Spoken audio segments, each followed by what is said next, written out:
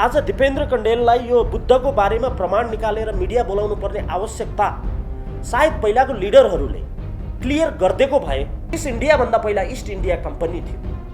East India कम्पनीको कुरा पनि उहाँहरूसँग नहुन सक्छ। त्यसकारण सायद उहाँहरूले यो कुरा थाहा नपाएर बोलेको हो कि, अथवा भारतका प्रधानमन्त्री नरेन्द्र मोदीले नेपालमा आएर बुद्ध नेपालमा जन्मेका हुन् भन्दा नेपाली सांसदले ताली लगाउनु पर्ने आवश्यकता किन भयो? आर्कियोलोजिकल सर्वे अफ इन्डियाको रूपमा एउटा गठन गरेको थियो। त्यो डिपार्टमेन्टले गरेको सर्वेको किताब यो हो पत्रकार। यो किताब जर्मनका फुडर भन्ने व्यक्तिले एभिडेन्सको आधारमा birth place Buddha Shakyamuni's birth place in Nepalese Terai Lumbini भनेर उहाँले यो निकाल्नु भएको रहेछ। ठोकुवाको साथ भन्न सक्छु अहिलेको दिनसम्म, अहिले यो मिडियामा हुने बेलासम्म मलाई लाग्छ नेपालको कसैसँग पनि छैन। यदि भएको भए आइसक्यो र सम्माननीय प्रधानमन्त्रीजीसँग पनि यो छैन। अब सम्माननीय प्रधानमन्त्री केपी शर्मा ओलीले भारतले जुन अभिव्यक्ति दियो, सुब्रमण्यम जयशंकरले जुन अभिव्यक्ति दिनुभयो, त्यो अभिव्यक्तिको बारेमा मोदीजीसँग उहाँले दिएको यो गलत हो मात्र भन्ने कि मोदीजी यो हेरौँ एकपटक भन्ने किताब छ। यो किताब प्रत्येक नेपालीको घरमा पुग्नुपर्छ भन्ने मेरो मान्यता छ। प्रत्येक नेपालीले फोटोकपी गरेर राख्नुपर्छ भन्ने मेरो मान्यता छ। भारतको प्रधानमन्त्रीले नेपालमा आएर बुद्ध नेपालका हुन् भन्दा ताली लगाउन पर्ने अवस्था अब नेपालीलाई नहोस्।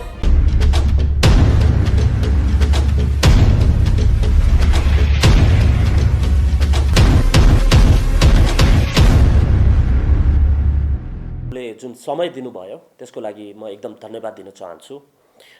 म एउटा पब्लिक इनोभेटर हो यो देशको। जति बेला बुद्धले जन्म लिनुभयो सायद त्यति बेला नेपाल र भारत पनि थियो कि थिएन, कता थियो त्यो मलाई थाहा भएन। तर आजको यो 21st सेन्चुरीमा पनि हामी सयौं वर्ष पहिलाको कुरा, रामको कुरा, पहिला नै सल्भ हुनुपर्ने सीमाको कुरा र अहिले आएर बुद्धको कुरामा अल्झिनु पर्दाखेरि यसले देशको राजनीतिक गतिरोध अझ यसलाई मलजल गर्छ भन्ने मेरो एउटा बुझाइ छ। कुनै पनि विश्लेषण गर्दाखेरि मैले तीनवटा कुरा याद गर्छु। एउटा विश्लेषण म आफै गर्छु, म आफै रिसर्च गर्छु र त्यसबाट म आफ्नो अनुभवबाट म गर्छु। कुनै विश्लेषण एउटा नागरिकको हैसियतमा गर्न सकिन्छ। जस्तो नेपाल सरकारको कुनै नीति छ भने त्यो नीतिको लागि समर्थन जनाउनको लागि पनि एउटा नागरिकको रूपबाट गर्न सकिन्छ। र अहिले आएको जुन बुद्धको कुरा छ यसमा कसैलाई डाउट छैन कि बुद्ध नेपालमा जन्मेका होइनन्। बुद्धको जन्म नेपालको लुम्बिनीमा भएको हो। अब यो भन्ने बेलामा के आधारमा भन्ने? आज यो नेपालमा भएका सरकारहरूले आज यो बाध्यता किन बनाइदिएको छ नेपालीलाई? आज दिपेन्द्र कण्डेललाई यो बुद्धको बारेमा प्रमाण निकालेर मिडिया बोलाउनु पर्ने आवश्यकता सायद पहिलाको लिडरहरूले क्लियर गरिदिएको भए त्यो हुँदैन थियो होला। र मेरो कन्सर्न आज पनि त्यही छ।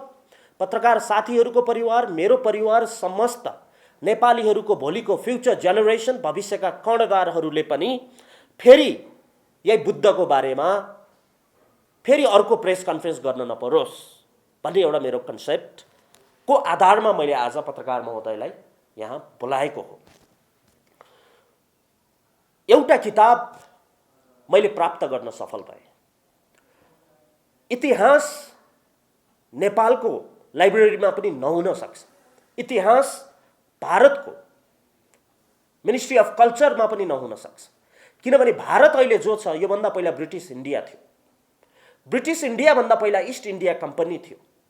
ईस्ट इन्डिया कम्पनीको कुरा पनि उहाँहरूसँग नहुन सक्छ। त्यसकारण सायद उहाँहरूले यो कुरा थाहा नपाएर बोलेको हो कि, अथवा भारतका प्रधानमन्त्री नरेन्द्र मोदीले नेपालमा आएर बुद्ध नेपालमा जन्मेका हुन् भन्दा नेपाली सांसदले ताली लगाउनु पर्ने आवश्यकता किन भयो? त्यसमा के डाउट थियो? बुद्ध नेपालका होइनन् भन्ने लागेको रहेछ सबैलाई। बुद्ध नेपालमा होइनन् हामीले हो भनिरहेछ भन्ने लागेको रहेछ। खै त प्रमाण निकालेको? यसरी अगाडि बढ्दा भोलि अर्को पार्लियामेन्टमा आउने 601 जनाले फेरि ताली लगाउनु पर्ने आवश्यकता महसुस नहोस्। भोलि फेरि अर्को प्रधानमन्त्री राहुल गान्धी आएर Buddha was born in Nepal भन्दा ताली लगाउनु पर्ने आवश्यकता किन हुन पर्यो? त्यसकारण सम्पूर्ण सामाजिक अभियन्ता, सम्पूर्ण मन्त्रालयमा रहनुभएका सम्पूर्ण नेपालका मन्त्रीहरूलाई प्रमाण सार्वजनिक गरेर नेपालीलाई विश्वस्त पार्नु भन्नको लागि मैले यो पत्रकार सम्मेलन आयोजना गरेको पत्रकार साथी। र जुन किताब मैले लिएँ र जुन रिपोर्ट मैले पाएँ, यसमा अत्यन्तै हजुरहरूलाई भन्दाखेरि अत्यन्तै अचम्म लाग्ने कुरा म केही कुराहरू भन्दैछु।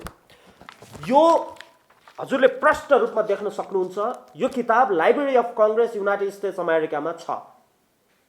यो मैले निकालेको छु, यो किताब त्यहाँ छ।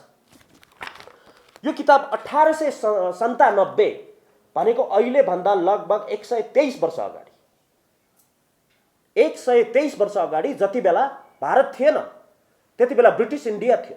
1857 पछि ब्रिटिस इन्डियाले इस्ट इन्डिया कम्पनीलाई हराइसकेपछि ब्रिटिस इन्डियाले एउटा आर्कियोलोजिकल सर्वे अफ इन्डियाको रूपमा एउटा गठन गरेको थियो। त्यो डिपार्टमेन्टले गरेको सर्वेको किताब यो हो पत्रकार साथी। यो किताब जर्मनका फुरर भन्ने व्यक्तिले एभिडेन्सको आधारमा birth place, Buddha Shakya munis birth place in नेप्लिस Terai Lumbini भनेर उहाँले यो निकाल्नु भएको रहेछ। यो किताब आजसम्म नेपालको सरकारले किन सार्वजनिक गर्न सक्दैन?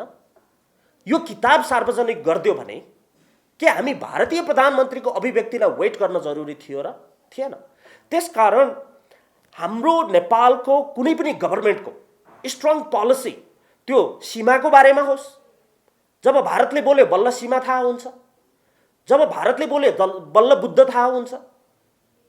त्यसकारणले गर्दा भारतमा आधारित नेपालको अभिव्यक्तिलाई कसरी हामीले हटाउन सकिन्छ पत्रकार महोदय, त्यसको लागि यो मेरो एउटा पहली कदम हो। र यो किताब म ठोकुवाको साथ भन्न सक्छु, अहिलेको दिनसम्म, अहिले यो मिडियामा हुने बेलासम्म मलाई लाग्छ नेपालको कसैसँग पनि छैन। यदि भएको भए आइसक्थ्यो र सम्माननीय प्रधानमन्त्रीजीसँग पनि यो छैन। अब सम्माननीय प्रधानमन्त्री केपी शर्मा ओलीले भारतले जुन अभिव्यक्ति दियो, सुब्रमण्यम जयशंकरले जुन अभिव्यक्ति दिनुभयो, त्यो अभिव्यक्तिको बारेमा मोदीजीसँग उहाँले दिएको यो गलत हो मात्र भन्ने कि मोदीजी यो हेरौँ एकपटक भन्ने, यो कन्सर्न हो। र मिडियाको मार्फत म भन्न चाहन्छु, यदि सम्माननीय प्रधानमन्त्री केपी शर्मा ओलीजीलाई यो किताब जरुरी छ भने विथ मिडिया दिपेन्द्र कण्डेलले हजुरलाई दिन पनि सक्छ। तर अब यो बुद्धको बारेमा भोलि मेरो बच्चाले पत्रकार सम्मेलन गर्न नपरोस्। र प्रत्येक नेपाली एउटा कुरा विश्वस्त हुन के जरुरी छ भने 1897 मा जुन एउटा रिपोर्ट बनाइएको थियो, त्यो रिपोर्टले प्रमाणित गरेको थियो कि गौतम बुद्ध नेपालको लुम्बिनी र नेप्लिस तराईमा जन्मिनु भएको भन्ने त्यो प्रमाणित भएको थियो। र त्यसको आधारमा अब नेपालीलाई कसैको आवाजले, कसैको अभिव्यक्तिले बुद्ध हाम्रो हो भन्न जरुरी छ जस्तो मलाई लाग्दैन। र एउटा घटनाक्रम म अलिकति अचम्म राखिदिन्छु। यो रिपोर्ट जसले बनायो उहाँ जर्मनका हुनुहुन्थ्यो, त्यति बेला ब्रिटिस इन्डिया थियो, त्यो पनि समाचार निकाले मैले। यो रिपोर्ट बनाएको कारण उहाँलाई बर्खास्त गरिएको रहेछ भन्न खोजेको नेपालमा महाअभियोग भने जस्तो त्यो पनि मैले पत्ता लगाएँ र उहाँलाई आफ्नो देश पठाइएको रहेछ।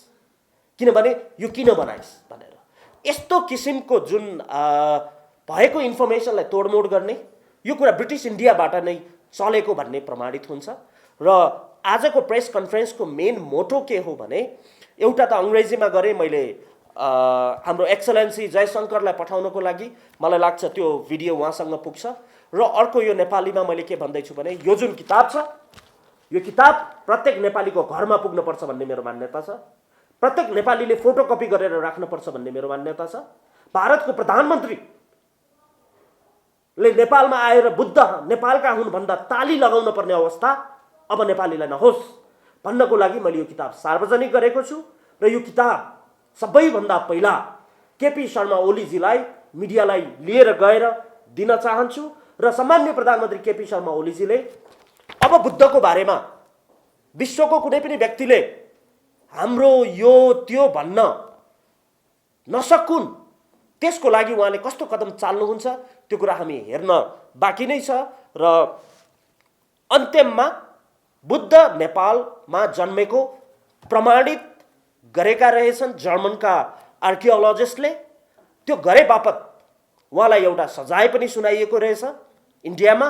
र यो किताब इन्डियामा होइन, नेपालमा होइन, अमेरिका लाइब्रेरी अफ कङ्ग्रेसमा छ र वेबसाइट चाहिन्छ सबैलाई प्राप्त हुन सक्छ। र यो किताबले आजबाट दिपेन्द्र कण्डेललाई भारतको कुनै व्यक्तिले बुद्ध नेपालका हुन् भन्न जरुरी भएन।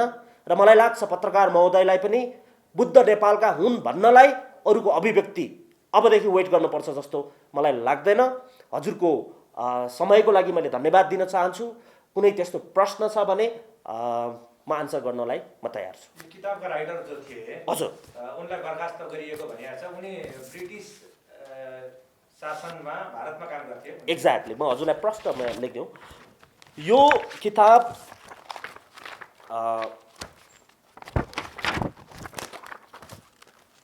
म हजुरलाई नै दिन्छु है। पहिलो पाना हेर्नुहोस्। पहिलो पानामा साउन्ड अलि ठुलो बनाइदिनुहोस्। पहिलो पानामा फर्स्टमा अगाडिपट्टि यो किताब अगाडिको फर्स्टमा त्यहाँ लेखेको कुरा भन्नुहोस् मलाई। फरेन डिपार्टमेन्ट लाइब्रेरी सिमलामा यो किताब थियो। यो किताब थियो। यसको राइटर हो एलिस एन्टन फुरर। उहाँको बारेमा मैले थोरै भनिदिउँ। उहाँको जन्म 1853 भएको थियो। 1930 मा उहाँ बित्नुभयो। उहाँ जर्मन आइडियोलोजिस्ट हो who work for archaeological survey of इन्डियामा उहाँले काम गर्नुभएको थियो। बुझ्नुभयो है।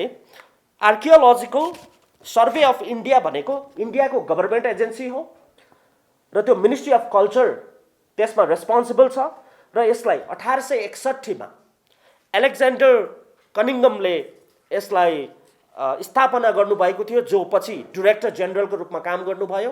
र यो घटना ब्रिटिस इन्डिया भएको बेला प्रष्ट भयो। अर्को प्रश्न। र उहाँलाई यो किताब निकालेपछि उहाँलाई अनजस्टली अनमास्क गरेर 1898 मा यो किताब निकालियो।